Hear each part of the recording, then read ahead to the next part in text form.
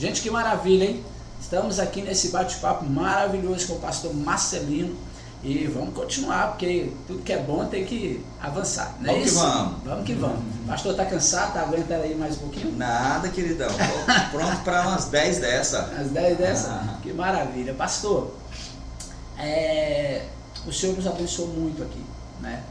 Eu, assim, meu coração está muito feliz, eu tô queimando aqui com essa conversa, com a sua experiência, com a sua história, e vocês tiveram, assim, nos abençoaram tanto naquele tempo de enchente.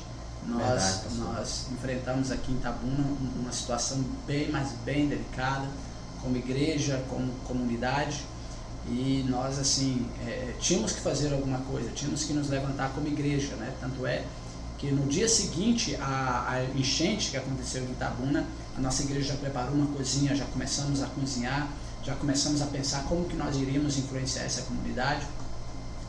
As águas abaixaram, já começamos uma limpeza. Nós temos aqui uma equipe maravilhosa de mídia e a maioria deles estavam envolvidos nesse trabalho de limpeza, né, de uma maneira extraordinária, nas casas, tirando os entulhos, porque de fato o cenário da cidade era um cenário de guerra. E tirar entulho de dentro das casas e limpar aquela lama podre, né, que veio, e a igreja ela entrou nisso, e fazer quentinhas, quase que 24 horas a igreja trabalhando, almoço, janta, várias quentinhas entregando, porque as famílias não tinham como cozinhar. Nós tivemos história, nós levamos, assim, Nova Ferradas, que é naquela direção que o senhor está, lá na pousada, estava sem acesso, né, e o pessoal do jet skis, nas lanchas, começaram a ajudar a gente, dos barquinhos, e levar. A gente chegava até um certo ponto, entregava, eles colocavam as quentinhas nos baús lá dos jet skis, dos barquinhos, e levavam. Nós temos história, assim, de chegar um momento de chegar a comida, as pessoas elas se estapearem, brigarem de tanta fome que estavam, porque passaram alguns dias ali, 2, 3 dias, sem nada para comer, né, se refugiando em um lugar mais alto do ambiente. Foi uma tragédia terrível aquele tempo. Então nossa igreja começou esse processo, começou a trabalhar e começamos a divulgar para o Brasil inteiro, procurando ofertas, né, porque de fato a necessidade é muito grande, tanto financeiras quanto de alimentos, de roupa, de material de limpeza. E a igreja ela se tornou uma igreja profundamente relevante nesse processo. E então legal, assim, que a gente trabalhou muito nesse período. Lá para o dia 15 de janeiro, 15 ou 20, eu já tinha estabilizado, já estava tudo ok. Nós estamos falando de 2020, foi 2020.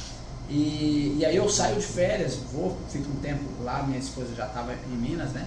E eu, a Emily e a Viva estávamos aqui, elas também enfrentaram essa batalha junto, foi demais.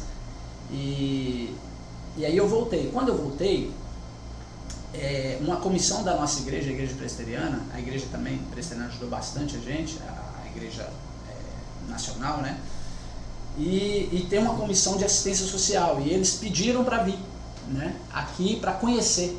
E aí estava no período, eu voltei em fevereiro, uma pessoa me ligou, tem uma comissão da igreja que está querendo conhecer aí onde foi a enchente, as pessoas que foram ajudadas e tal. Eu falei, manda a comissão. Isso eu tinha chegado de férias, né? E a comissão veio, encontramos aqui na igreja, e eu falei assim, não precisa de carro não, nós vamos dar alguns passos e vamos ver onde a água chegou. Sim. E de fato chegou próximo aqui. Sim. E fomos. Aí começamos a andar no bairro, eu e a comissão. Eu não tinha voltado ao bairro depois de todo o movimento. E foi incrível, porque quando eu entrei no bairro, as pessoas começaram a dizer, pastor, muito obrigado. Pastor, e falar alto, pastor, se não fosse a igreja, várias pessoas. E lá eu fiquei meio constrangido, assim. Talvez até uma forma de provocação junto ali, do tipo, tem gente de fora que de repente poderia nos ajudar, e essa igreja nos ajudou, essa igreja que... Eu não sei, mas sabe qual foi o meu constrangimento? Eu falei assim, rapaz, será que essa galera da comissão tá pensando assim, ele avisou para todo mundo, quando eu chegar no bairro, vocês começam o movimento e tal, para dizer que... Mas não foi nada disso, assim. Foi natural, é uma gratidão natural pelo que a igreja fez. Pelo que a igreja fez. E foi, assim, demais, e o pastor que estava acompanhando falou assim, nossa, o pessoal tá feliz aqui, né, grato, né, pelo que aconteceu. Eu falei assim, pastor, é a primeira vez que eu estou pisando aqui nesse ambiente, depois que eu voltei de férias. Então tudo isso aqui para mim também é novo, viu? Deixei isso bem claro. E eu queria saber do senhor, assim, primeiro, como que foi que o senhor ficou sabendo dessa necessidade aqui, né? Porque, para quem não sabe, gente, o pastor Marcelino veio com um caminhão com toneladas. Que 8 toneladas e meia, né? Toneladas e meia de arroz, feijão, roupa, brinquedo, água mineral, extraordinário. Um baú enorme com tanta coisa. Então, assim, foi uma bênção, né? Já de antemão, gratidão, porque gratidão não tem prazo de validade. A gente sempre tem que estar agradecendo.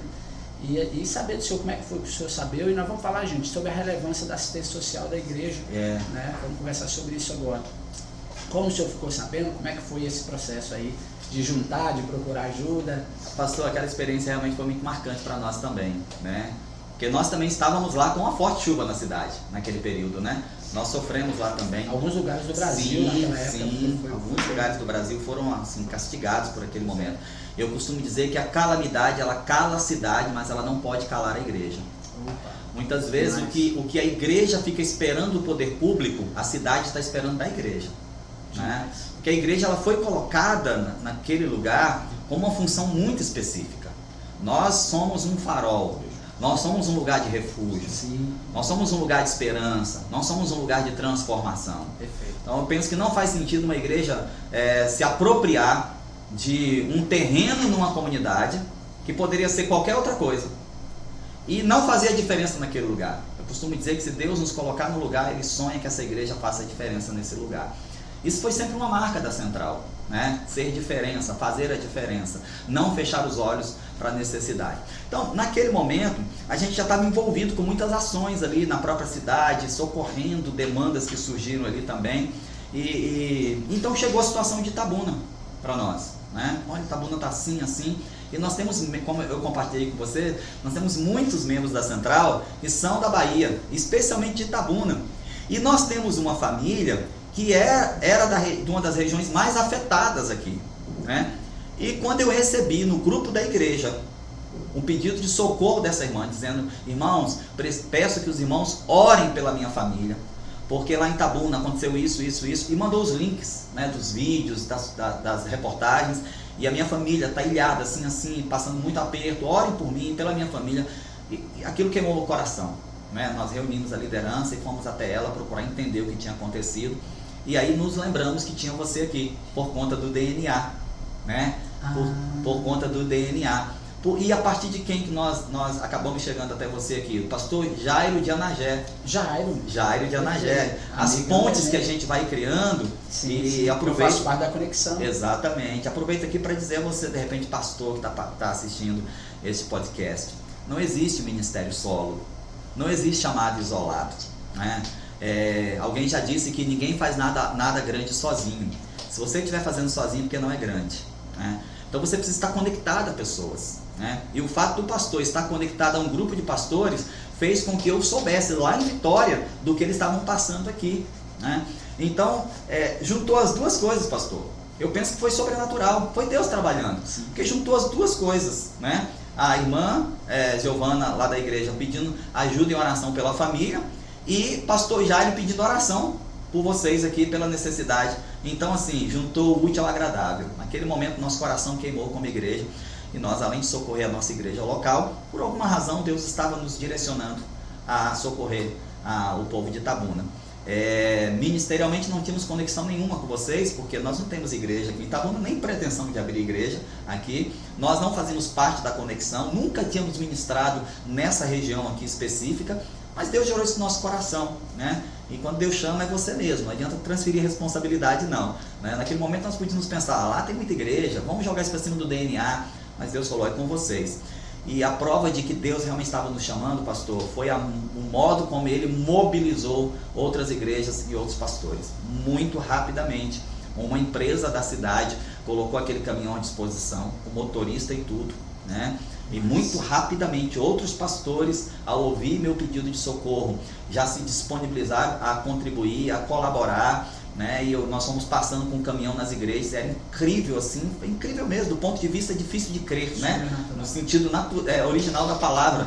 Muito difícil de crer no que estava acontecendo, porque muito rápido nós vimos igrejas sim, somando quantidades de cesta básica que a gente demoraria muito tempo para conseguir, né? e igrejas do norte do Espírito Santo, dizendo, olha, quando vocês passarem aqui para ir para a Bahia, passa na nossa igreja, nós queremos contribuir também, gente que eu nunca tinha visto, gente que eu nem sabia quem era, sabe? E aquele movimento tão rápido, tão providencial, mostrou para nós que, de fato, a igreja precisa estar aonde Deus quer que ela esteja. Nós podemos vir, e eu não sei se você lembra, mas quando nós estávamos encerrando a ação, a gente subiu ali para tomar um café, e eu estava meio sentado, bem baqueado. Na verdade, eu estava com dengue naquele período. Você lembra? Parece que Emily também estava internada com dengue hemorrágica, gente. Né? Emily estava internada com dengue hemorrágica. E eu compartilhou isso. E eu vim para cá baqueado, né? E quando eu cheguei em Vitória, então, confirmou que eu também estava com dengue. Então, eu passei todo aquele período ali. Veja, irmãos, que motivos para dizer assim, não dá. Não tenho condições, estou doente, minha filha está doente, Deus, manda outro, porque eu não tenho condição. Então, a gente é mestre em dar desculpas. Verdade. A gente tem doutorado em dar desculpas quando a necessidade nos afronta, ela se estampa na nossa frente, né? Então, assim, louvado seja Deus por isso. E como foi extraordinário. Foi, a igreja ela ficou em êxtase, né? Quando ela viu o resultado do trabalho. E aí quando a gente desceu lá, né? A gente gravou alguns vídeos e mandou para a igreja. E a irmã Giovana falou, pastor, lágrima, pastor, o senhor está na rua da minha família, pastor. O senhor está perto da casa dos meus familiares. Que bênção. Muito obrigado, pastor. O senhor não apenas orou, mas o senhor foi aí socorrê-los e tal. Então a igreja ela ficou realmente assim em êxtase espiritual por ter visto assim o resultado, a sua palavra de gratidão, aquele vídeo que você gravou, deixou a igreja assim com uma euforia extraordinária, e nós podemos ver o poder da unidade. Eu como pastor unitário e nós como igreja unitária não conseguiríamos ter feito aquilo, mas foi o poder da unidade. Deus, o reino em ação, em prol de uma cidade que teoricamente nós não tínhamos nenhuma conexão, mas Deus disse para nós, é parte do meu povo, a minha igreja está lá, e vocês precisam ajudar eles a ajudarem os outros. Eu lembro de experiência, não sei se o senhor lembra, eu também lembro de vagamente, a minha memória é fraquíssima, mas eu lembro que no meio de tudo que vocês trouxeram, parece que tinha um jogo de cama. Isso. E uma família tinha pedido, falou, pastor, a gente perdeu tudo, a gente queria forro para nossa cama, uma coberta. E eu lembro que quando a gente estava descarregando o caminhão, que eu vi aquilo, e eu comecei a chorar. Porque foi assim, eu vi naquilo um cuidado tão específico, um cuidado tão direcionado de Deus, né, para aquela família, para aquilo que eu me emocionei, e me emociono agora também, porque como que a gente, quando se disponibiliza para viver o reino de Deus, para fazer aquilo que é simples, porque o extraordinário não começa como o extraordinário, o extraordinário começa com ações simples. É verdade, né? E eu acredito que você só vê o Jordão abrir quando você dá o primeiro passo, né? Então é assim que é o movimento do Senhor. E aquilo foi tão impactante para mim naquele momento, eu não sei se o senhor lembra disso. Lembro, sim. Mas a gente no meio daquela pilha de coisas e eu vi aquilo. Você pegou logo, separou, para não correr o risco de ir para outra família. Eu lembro assim, bem. Isso foi demais. E nós vemos tanto de Deus naquele tempo, assim, tanto de Deus. E como que o Senhor cuidou da gente, cuidou da igreja, como que foi tudo assim tão abençoador. E não é à toa que a comunidade tem uma gratidão pela igreja, e essa gratidão ela se estende. Amém. Né, a central. Amém. Né, e a gente fica tão feliz. E se Deus permitir, um dia eu vou lá agradecer pessoalmente esse povo. Por favor, será um grande privilégio para nós. Vira e mexe, estou indo para o lado do Espírito Santo. Aí de repente a gente dá uma passada por lá. Pastor, Benção, como é que a central, assim, o senhor podia dar um resumo assim, de como nasceu a central e como que a central trabalha hoje com a questão da assistência social, da ação social da igreja? Sim. A central ela nasceu como uma igreja nos moldes convencionais, tradicionais, como uma congregação de uma outra igreja batista, né? Por que ela chama central? Então, nós começamos como Igreja Evangélica Batista em Carapina. Por quê? Porque nós éramos congregação de uma igreja chamada Igreja Evangélica Batista em Vitória. Então todas as congregações que ela abria, ela colocava esse IEB na frente, na Igreja Evangélica Batista, em local. Então sempre era IEB alguma coisa, IEB e tal. E aí nós começamos como Igreja Evangélica Batista em Carapina, congregação dessa igreja, em 2012, né, num ato ali de gratidão a Deus pelos 15 anos da igreja mãe, ela emancipou as 15 maiores congregações, um ato de gratidão, né? Essa igreja ela cresceu muito, alcançou milhares de membros, né? É uma igreja muito relevante hoje em Vitória, no Espírito Santo em geral. E aí ela emancipou as 15 maiores congregações. Naquele momento nós já éramos a terceira maior congregação dessa igreja, né? E fomos emancipados. E no ato de emancipação, o pastor presidente, né, ele nos disse, olha, vocês podem fazer o que vocês quiserem a partir de agora. Vocês podem continuar conosco, vocês podem ir para a Convenção Batista Brasileira, vocês podem ir até para a Convenção Batista Nacional, até brincou, né? Eu não vou ficar chateado. Vocês podem ser uma igreja independente, vocês têm liberdade e nós estamos aqui para ajudar vocês nesse processo. É um pastorzão mesmo, pastor João Brito Nogueira, muito conhecido no Espírito Santo, no meio batista, e nos emancipou. Naquele momento, pastor, nós entendemos que até para a igreja ganhar maturidade, a gente iria caminhar como uma igreja independente, para a igreja se conhecer melhor, né? Para não vir uma nova identidade abraçar a igreja, né? E aí nós decidimos que naquele momento seríamos uma igreja batista, mas independente, não ligada a nenhuma convenção. Eu me conectei a um grupo pastoral para não ficar sozinho, né? Mas a igreja em si ela era independente enquanto instituição. E no ato de constituição da igreja, na hora de colocar o nome, a nomenclatura, decidiu-se que pela localização, na área central de Carapina, ela iria se chamar Igreja Evangélica Batista Central, e não apenas Carapina. Agora, foi até uma forma também de comunicar claramente a emancipação, a mudança do nome, né? Então, passamos a chamar a Igreja Evangélica Batista Central. Eu pensava que pela visão teria sido um trabalho da Central de BH. Não, pois é, todo mundo acha isso também, né? E aí, a Igreja Evangélica Batista Central, e o pessoal falou, pastor, é muito grande, né? Inclusive o pessoal da comunicação. A Central mudou, né? A própria Central mudou depois também, né? E o pessoal sempre falando conosco, principalmente o pessoal que lidava com comunicação, passou na hora de fazer um folder, na hora de fazer um cartaz, Igreja Evangélica Batista Central, isso não ficou muito grande, a gente podia dar uma resumida e tal, e aí surgiu a ideia de chamar apenas Batista Central, né? Naquele momento eu estava assim, estudando alguns modelos, alguns avanços da igreja no mundo e tal, e aí a gente percebeu que há uma grande resistência hoje à figura da igreja. Isso é fato, não tem como negar, né? E cada vez aumenta, né, pastor? Então a gente pensou que quando você tira algo que automaticamente é o alvo da resistência da pessoa, você possibilita ela ter acesso àquilo, né? Então a gente pensou, vamos dar uma reduzida, vamos chamar de Batista Central? Se colocar Batista, todo mundo já sabe, é uma igreja, naturalmente. E aí automaticamente foi mexendo em toda a parte visual da igreja e se tornou Batista Central.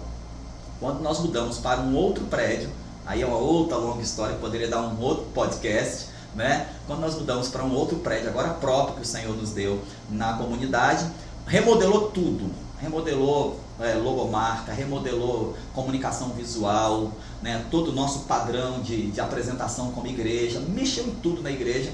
Naquele momento, entendeu-se que a gente poderia fazer uma outra mexidinha, né? E colocar apenas Central.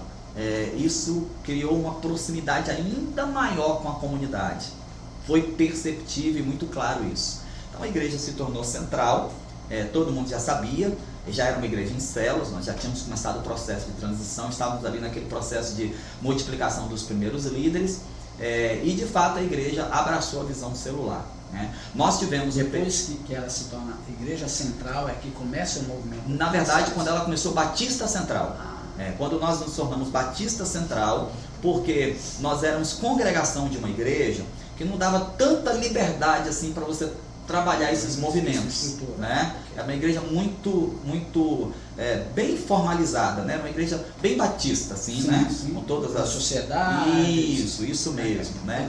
E no caso específico da igreja que nós éramos parte da estrutura, era uma igreja muito eventual. Até hoje é uma igreja que tem culto de segunda a segunda, né? Todos os dias tem culto nessa igreja. E filho de peixe é peixinho, né? Não tem jeito. Você vai crescendo com aquela mesma cara. Sim. Então, naquele momento, a gente era uma igreja muito parecida com a igreja mãe, tendo muito evento. Então, nem sobrava tempo para você pensar em célula. Pois é. Né? Então, quando a gente descobre, e aí é uma outra história muito longa, né? Nós entramos numa crise ministerial, porque percebimos que a igreja ela já era uma igreja muito grande, mas não era uma grande igreja. Qual que é a diferença? Então, igreja grande, tem muita gente, tem muita coisa, tem muito prédio. Uma grande igreja, uma igreja que de fato faz a diferença no lugar, né? Quando você fala igreja grande, você está falando de estrutura, você está falando de quantidade de pessoas. A igreja batista está uma igreja grande, né? Tem muita gente. Mas será que ela é uma grande igreja? A grande igreja inspira, influencia. Influencia, mesmo sendo pequena. Perfeito. Algumas pessoas, quando elas chegam hoje lá no prédio da Central, elas se assustam, não com a grandeza, mas com a pequeneza. Porque assim, não é uma igreja uau, né? Uma igreja é um prédio talvez muito parecido com o de vocês aqui, enfurnado dentro de uma comunidade extremamente complexa. Então, quando se ouve falar no Brasil assim, Batista Central, Pastor Marcelino, eu acho que o pessoal imagina assim, uma catedral, tal, uma coisa assim. Associa com a Central com de a Central de BH, 10 mil membros, 10 mil, tal, tá numa avenida, deve ter muita coisa. Mas tem que quebrar esse Tem que paradigma quebrar, também. pastor. E a Central, hoje, a Central, que é a igreja que eu pastoreio, de fato ela é uma inspiração, porque ela não é uma igreja grande, mas ela foi se tornando cada vez mais uma grande igreja. Perfeito. Uma igreja muito Tem muita gente envolvida que com a diz assim, comunidade. tem muita gente que diz assim, pastor, corroborando o que o senhor fala, quando eu tiver um prédio tal, quando eu tiver a liderança, quando eu tiver o curso, quando eu tiver essa quantidade, quando eu tiver recurso financeiro, aí eu vou fazer. Ouço demais isso. Não vai fazer, porque a questão não está na quantidade de pessoas, não está na quantidade que você arrecada, enquanto você está na sua visão. Sim. Tudo começa com uma visão. Sim. No mesmo bairro Belo Horizonte tem um amigo, inclusive faz parte de Conexão também, o pastor Lemo, lá de Belo Horizonte, pastor da Batista Anunciar, uma igreja extraordinária. Já ouvi falar. Pois é, topíssimo, já trouxe ele aqui, um amigo, já preguei lá, uma coisa linda. E a gente estava no bate-papo, uma vez que eu fui pregar lá, a gente estava no bate-papo, e no mesmo bairro, a gente tem eles lá, assim, se não tiver com 1000, tá chegando perto de 1000 membros, é uma igreja muito influente lá. No mesmo bairro você tem eles, que é um trabalho extraordinário, a questão social que a gente vai entrar, no trabalho da igreja, eles têm um trabalho extraordinário. E qual que é a diferença? Eu perguntei, qual que é a diferença? Porque no mesmo bairro você tem aqui a Anunciar, que é uma igreja relativamente nova, e você tem por exemplo, uma presbiteriana aí, colocando a minha mão a palmatória, de mais de 50 anos e que não tem 50, 60, 80 pessoas. Qual que é a diferença? Ele disse assim, visão. Visão. É isso mesmo. Então não é o tamanho, é a visão. Você pode ter 10 membros com uma visão gigante. Sim. E tudo começa com uma visão gigante. Com essas 10 pessoas nós vamos influenciar, nós vamos ajudar, nós vamos pregar cesta básica, nós vamos fazer alguma coisa. Exatamente. Nós temos um instituto social hoje lá em Carapina. Hoje está atendendo cerca de 150 famílias. Nosso alvo para 2024 agora é chegar a 300 famílias. Nós oferecemos reforço escolar, balé para meninas, jiu-jitsu para rapazes. Temos um projeto voltado especificamente para crianças autistas e as famílias atípicas também. Então, muito bacana. Só que não começou hoje. Começou quando a igreja era pequenininha. Então, nós começamos atendendo 8 crianças. Porque era a nossa capacidade, era a nossa possibilidade. Então, as pessoas hoje veem o nosso instituto, então devem pensar assim, é porque a igreja cresceu. Não, o instituto não existe porque a igreja cresceu. Talvez a igreja cresceu por causa do instituto. Por quê?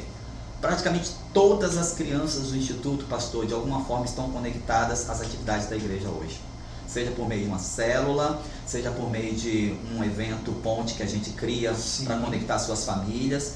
Então, a igreja ela não tem um instituto porque cresceu, talvez ela tenha crescido porque tem um instituto, né? Então, desde quando nós éramos ainda congregação, nós sempre pensamos como podemos fazer a diferença nessa comunidade, o que nós podemos servir a esse povo que está aqui em volta do nosso prédio, né?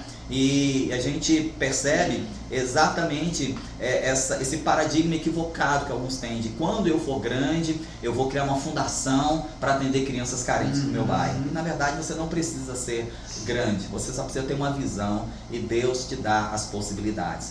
Então, já dentro da questão do serviço social, a Batista Central é uma igreja inteiramente envolvida com a comunidade, inteirada das questões sociais e ocupada com as demandas do lugar onde ela está.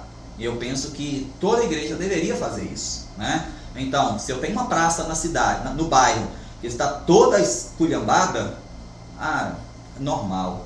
A prefeitura não faz isso, o prefeito não faz aquilo. É normal. Mas por que não pôr a mão na massa ou a mão na tinta, como a gente costuma dizer lá, né? Um rápido movimento que a gente fez, a gente reformou uma praça, né?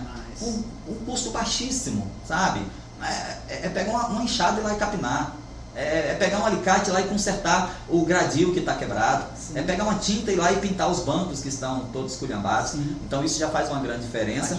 E isso posiciona a igreja na comunidade. E aqui uma palavra aos pastores e líderes. Sabe qual é a consequência disso? Quando as famílias dessa comunidade, elas têm uma demanda, elas têm uma necessidade, quem é que o Espírito Santo faz elas lembrarem? Da sua igreja.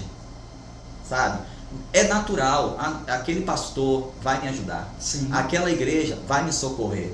Então eu digo que alguns pastores e líderes têm muita dificuldade com o serviço social porque eles chamam de assistencialismo. Na verdade eu digo que a assistência social é uma isca de alto poder, né? Alto potencial, porque quando você serve a uma família, quando essa família tem uma necessidade espiritual, ela tem para onde ir, ela sabe aonde ir. Então, quem é que eu vou buscar quando eu preciso do pão espiritual? Quem bateu na minha porta com o pão material. Geralmente, esse é o caminho. E nós temos muitas pessoas hoje que fazem parte da nossa liderança, pastor. Falando agora dos improváveis, né? Muitas pessoas que hoje fazem parte da nossa liderança, que foram irmãos socorridos lá atrás, num tempo de adversidade. O senhor usou uma expressão extraordinária. A ação social posiciona a igreja na comunidade. Isso. Então, esse é um ponto. E outra coisa, essa ideia de que a assistência social é assistencialismo, e que quem tem que fazer isso é o governo, é completamente equivocado. Né? Na verdade, quem tem que fazer isso é a igreja. Né? O governo tem a responsabilidade dele? Tem, mas eu vou esperar o outro fazer aquilo que eu devo fazer e me posicionar nesse ambiente para poder fazer diferença na vida dessas pessoas, para poder abençoar essas pessoas e cuidar delas. Verdade. Então às vezes a gente está perdendo tempo, né? E é por isso que a gente muitas vezes é irrelevante, porque às vezes você tem um espaço, uma estrutura como essa aqui. Se você não usar isso aqui durante a semana, é um elefante branco. Exatamente. Fica aqui parado. Então só está dando custo para a igreja. Está dando custo, gasto. E pode ser o contrário. Né? Você pode servir demais a comunidade com isso. E tem muita gente interessada, por incrível que pareça. Tem muita gente interessada a ajudar. Né? Você fala assim, eu quero uma professora de balé, eu quero um professor de jiu-jitsu. Tem muita gente que fala assim, eu estou disponível. Verdade. Nós temos isso lá todos os dias, nós experimentamos essa realidade todos os dias. E no sertão, pastor, não tem sido diferente. Né? A gente fala assim, vai ter tal iniciativa. As pessoas, elas brigam para ser na casa delas. Então, a gente percebe que elas já se entenderam, já se visualizaram como parte desse processo de transformação. Então, a gente não tem prédio nenhum, nós não temos prédio nenhum em Central Bahia. Né? Se você for hoje lá nos visitar e falar assim, aonde é a sua igreja? Eu vou te devolver a pergunta, eu vou falar assim, depende, onde é que você mora? Né? Onde é que você mora? Então nós não temos prédio, não temos estrutura física nenhuma, mas nesse período que nós estamos no sertão, né, menos de um ano, nós já fizemos 4 ações de saúde, atendendo mais de 500 pessoas com vão odontológico, com atendimento médico e por aí vai. Né? O pessoal da Central, lá de vocês, foram para lá. Pessoas indo para lá, parceria com o Instituto Água Viva, parcerias com a prefeitura, né, a igreja se colocando à disposição do poder público para servir a comunidade. Porque existem muitas coisas que o poder público ele não faz, não é por negligência, é por incompetência. Perfeito. Não é competência deles, né? Uhum. Então, assim, nós entendemos que nós podemos chegar ali em Central, por exemplo, e com o nosso conhecimento, com as nossas áreas de atuação, né? A gente pode servir a comunidade em parceria com o poder público. Então, em parceria com a Prefeitura, em parceria com o Secretaria de Saúde, em parceria com outras ONGs, em parceria com o Instituto Água Viva, e levando pessoas da nossa igreja para lá também, nós já atendemos mais de 500 pessoas em ações específicas de saúde. Pastor, eu não estou falando das ações esporádicas, estou falando de ações específicas, assim, atendendo toda a cidade, né? E aí nós já estamos lá com a nossa escola de balé. Nós já formamos 27 mulheres em curso de bordado e vamos agora transformar essas 27 mulheres que se formaram em bordado em costureiras. Elas vão agora entrar no mês de março em um curso de corte e costura. Existia na cidade um elefante branco, uma estrutura parada com máquinas de costura em desuso. Meu Deus. Bom, a igreja chega e olha aquilo e faz o quê? Sangue de Jesus tem poder. Essa prefeitura é irresponsável. Não. Aleluia. O Senhor nos deu. Pronto. Fizemos um termo de parceria com o poder público. Estamos com o direito de uso daquele espaço. Mandamos reformar aquelas máquinas. Está prontinha para receber essas mulheres que foram formadas em bordado e agora elas serão transformadas em costureiras. É um projeto de geração de renda. Encontramos uma família em que nós treinamos essa família para fazer canecas de porcelana personalizadas. Essa família foi treinada, foi ensinada, a igreja presenteou essa família com um kit completo e aí agora ela vai produzir canecas personalizadas. Agora, fresquinho, nós temos uma família, uma mulher que nós, quando chegamos no sertão, ela estava em crise profunda de depressão e trancada dentro de casa, não queria saber de nada. E para honra e glória do nome do Senhor, né? Ela vai receber um kit completo para montar uma padaria comunitária na sua residência. Demais. Né? E isso mexe com a autoestima, isso transforma o evangelho numa porta gigante de oportunidades. Sim. E aquilo que eu disse, essa moça, essa mulher, ela se torna protagonista de um projeto de transformação que inspira muitas outras mulheres a trilhar o mesmo caminho que ela. Então você vê que quando nós falamos de assistência social, nós não estamos falando apenas de juntar cesta básica e ficar doando todo final de mês. Claro, a igreja está aí para estender a mão ao faminto. Nós temos que fazer isso, sim. Sim. Ah, mas tem gente que não precisa. Vamos prestar uma conta para Deus. Não é para mim, não. Agora, essa não é a ênfase do nosso trabalho, né? A ênfase do nosso trabalho é usar a assistência social como uma plataforma de transformação de vidas. Nós, em novembro, nós levamos um protético para nossos povoados e nós entregamos dentes, sorriso, alegria, demais, vida para 42 pessoas, né? Que hoje sorriem, que antes chegava lá para falar com a gente com a mãozinha assim na boca, toda envergonhada, e hoje estampam um sorriso maravilhoso no rosto. Então nós entendemos que a igreja ela está na sociedade para provocar uma transformação. E essa transformação tem que ser completa. É corpo e alma e espírito. É o evangelho todo para o homem todo. Exato. Né? Exato. Não, isso é demais. Eu me lembro agora de como eu estudei um pouco do evangelismo na Coreia do Sul. Né? E assim, alguns dizem que eles comiam cachorro não é porque gostavam, é porque é o que tinha para comer. Então, assim, crianças rasgadas, pessoas indignas, crianças sem roupa ou com a roupinha rasgada. E aí o evangelho chega na Coreia do Sul e há um movimento de Deus, a gente sabe do avivamento que vai acontecer. Sim. E eles vão para orar, vão para os montes, vão buscar a Deus. E exatamente isso que acontece. Há uma mudança social a partir do evangelho. Sim. A mudança social a partir da pregação da palavra. Porque às vezes o cara ele já não vai ter condições de comprar uma roupinha nova, mas pelo menos aquela roupinha que ele tem, ele vai lavar ela e vai deixar ela limpinha, né? E talvez ele não tenha condições de comprar ou construir uma casa nova, mas a casa dele agora muda, porque ele mudou o jeito de viver, o jeito de ser. E o que acontece com a Coreia?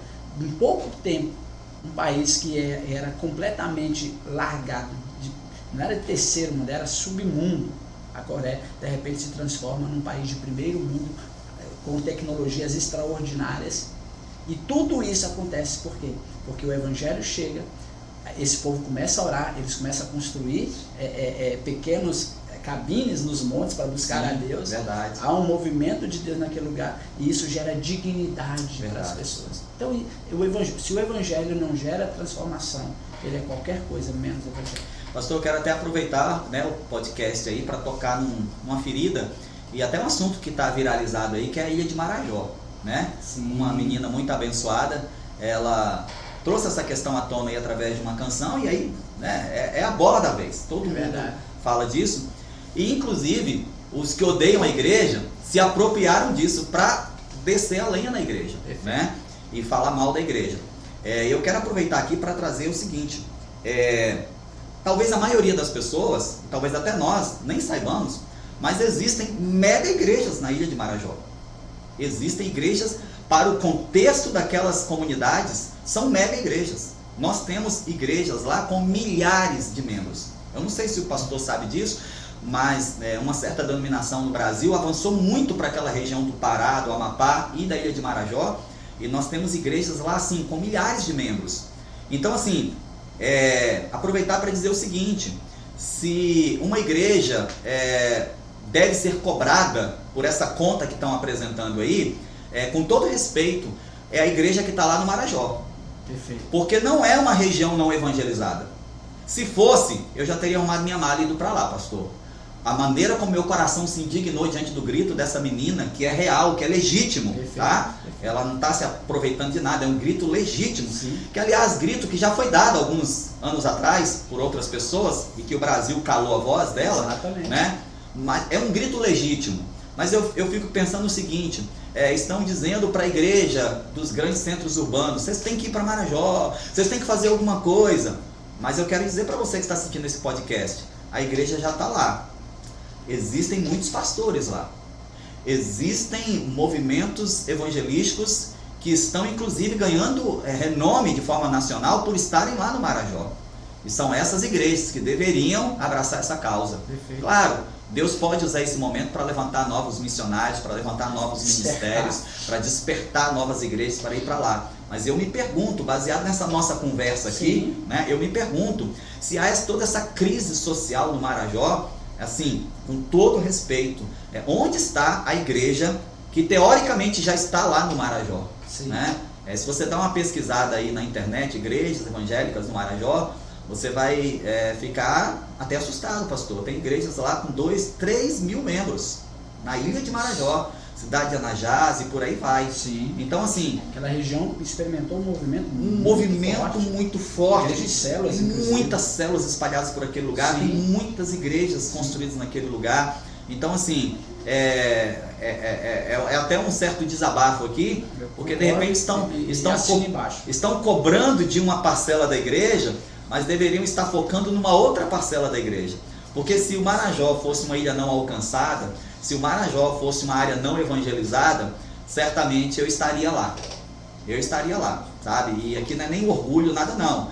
Mas eu estaria lá. Pelo DNA. Pelo DNA. Agora, se lá já tem mega igrejas, se lá já tem ministérios grandiosos, de vez em quando eu recebo aqui cartazes de eventos assim, com pregadores de nível nacional, indo pregar na Ilha de Marajó. Então assim, se existe essa grande demanda social e a igreja está lá, a pergunta nesse podcast o que essa igreja lá está fazendo. Isso aqui não é uma cobrança, é uma pergunta, é uma lembrança, né? Porque se Deus planta uma igreja num lugar, é porque Deus está entregando a essa igreja uma responsabilidade de produzir uma transformação social nesse lugar. Então, ao invés da gente, assim, por favor, põe a mão nas minhas palavras, tá? Ao invés da gente mirar a nossa arma na igreja brasileira, vamos mirar a nossa arma na igreja que está lá no Marajó e vamos perguntar para essa igreja, o que nós podemos fazer para ajudar vocês aí? Né? O que nós podemos fazer para ajudar vocês aí? Vocês já estão aí. Não faz sentido eu ir lá no Marajó abrir uma nova igreja, já tem uma igreja muito grande lá. Então o que nós podemos fazer para ajudar essa igreja do Marajó a de fato ser uma igreja relevante, não apenas nos templos, não apenas nos prédios, mas que de fato mude realidades sociais tão terríveis como essa denunciada agora nessa questão viral que está surgindo aí na internet, né? Extraordinário, pastor. Faço as suas palavras as minhas, eu concordo plenamente. A igreja, ela se enclausurou em... Quando a gente fala, a gente não está generalizando, a gente sabe a especificidade da coisa, mas não dá para entender, e é uma incoerência gigantesca a gente ver uma igreja que tem número, por exemplo, no Brasil, a gente vai para o Rio de Janeiro, você tem falam de estatística de mais da metade da população se considera evangélica, Sim. mas que não gera uma transformação. É uma crise. Gera crise. Que eu olho e falo assim, gente, como pode a gente ter tanto gente que se diz cristã, discípulo de Cristo e que não faz diferença nenhuma? Então, acho que essa pergunta é muito relevante, que a gente precisa realmente levantar isso. E quem está assistindo a gente, as igrejas locais, não ficar esperando o que o outro vai fazer, mas o que eu posso fazer, o que eu vou fazer para poder fazer diferença, né? Extraordinário, extraordinário. É isso, estamos caminhando para o fim desse podcast de hoje, tão maravilhoso, tão extraordinário, tanta bênção, né, derramada sobre nós. Verdade. Estamos muito felizes. E aqui, pastor, eu sei que eles não vão fazer, mas eu sempre abro para a nossa equipe fazer alguma pergunta. Eles ficam ali trabalhando, olhando para um lado, olhando para o outro. Aí eu digo, até agora nós fizemos, esse ano, estamos começando a temporada de podcast de 2024, e nós já tivemos 2. Esse é o 3º podcast, e nenhum deles eles fizeram perguntas. Então eu acho que hoje não vai ser diferente. Eles ficam muito concentrados na tecnologia, né? Que nem pensam no que perguntar, né? Exatamente. Mas depois, quando eles vão editar, quando eles vão isso, podia ter perguntado aqui. Vários cortes, excelente. Vai dar muito corte aí, vai? Que benção. E aí, tem alguma pergunta? Fiquem à vontade aí, aproveita, pastor Marcelino. Aproveita. A Vívia foi uma, meu Deus, eu podia ter perguntado, no último podcast. Foi, né? Eu podia ter perguntado aquilo. Pois é. E não perguntou. Sabe lá para onde Deus vai me mandar, né? Na próxima temporada, então a oportunidade é essa. Pois é. Amém? Amém. Glória a Deus. Então, quero agradecer, pastor, em nome de Jesus, a sua presença, né? Nesse tempo que nós separamos aqui, tão especial, onde nós aprendemos muito, e eu tenho certeza absoluta que quem está assistindo a gente vai se inspirar, vai se motivar, e a oração é essa, né? Que as palavras sejam ungidas com o poder do Espírito Santo, para que as pessoas elas saiam da inércia e se movimentem em direção ao reino e façam tudo para a glória do Senhor Jesus. Há muito o que fazer, há muitos gritos aí, as pedras estão clamando, e a gente precisa se mover. Acho que é isso. Vamos que vamos. Obrigado, pastor. Estamos juntos, e você que está me ouvindo, talvez você tenha pensado, o pastor Egenildo levou um missionário do sertão, porque a intenção dele era me inspirar a ir para o sertão. Engano seu. Eu não vim aqui te inspirar a ir para o sertão, eu estou lá, mas você pode ser um missionário onde você está. Legal. Falando em inspiração, pastor, e realmente estamos no final aqui nas conclusões desse podcast, me fale, eu sei que eu vou colocar você numa saia justa, fale aí 5 pastores que te inspiram hoje no Brasil. Pastor, dá muito mais que 5. Por isso que eu falei. Mas o top 5. A igreja brasileira, ela graças a Deus, ela é rica demais, né? Nós temos inúmeros homens de Deus aí fazendo um movimento tremendo. Eu vou encabeçar a minha lista aqui com um pastor de São José dos Campos, chamado Carlito Paz. Da igreja, top 5 da igreja. Vamos ver qual que a gente vai se identificar. Realmente é alguém que... ele me inspira não pelo que ele é hoje, mas eu caminho com o Carlito desde que ainda era a primeira igreja batista em São José dos Campos, né? Também lembro. Então estive em Fortaleza junto com ele, participando de um EPL. Então o Carlito sempre me inspirou, né? Falando do EPL, outro que me inspira muito, sempre inspirou, é o pastor Armando Bispo, da Igreja Batista Central de Fortaleza.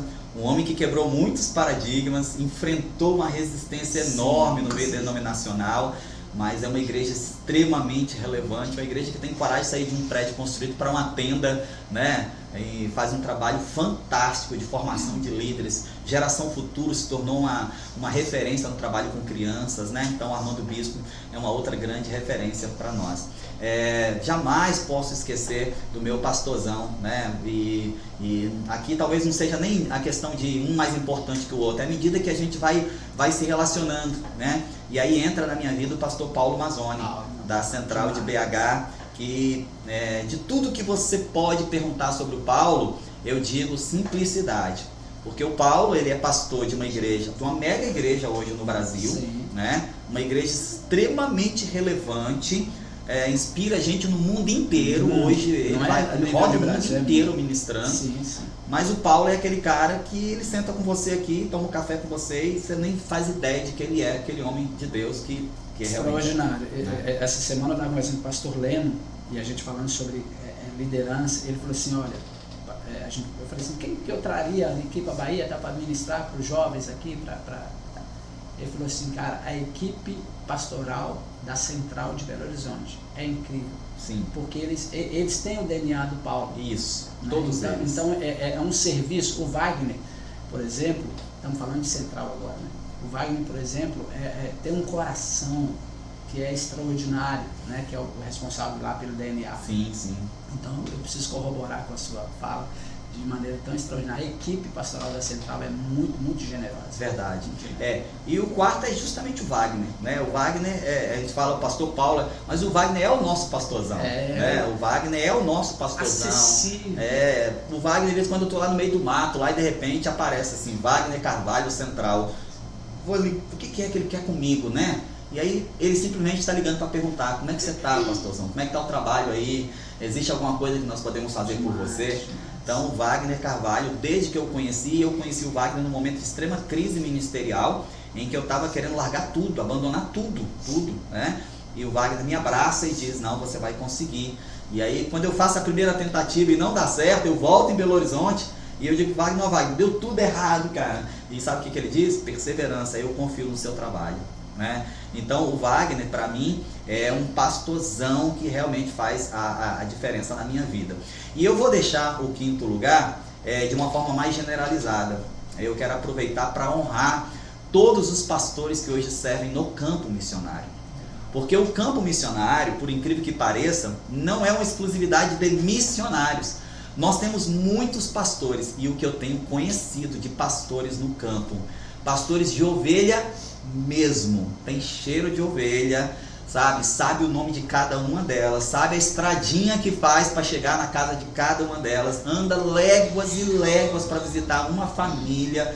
Então assim, eu deixo o quinto lugar, embora eu tenha uns 3 aqui que eu poderia ocupar, mas eu não posso perder essa oportunidade para honrar os pastores que estão atuando no campo missionário, pastores que, como eu, deixaram uma igreja local, deixaram um ministério já estabelecido e organizado para começar do zero, numa vila, num povoado, num cantinho lá dos cafundó, né, do Brasil, para começar um trabalho missionário.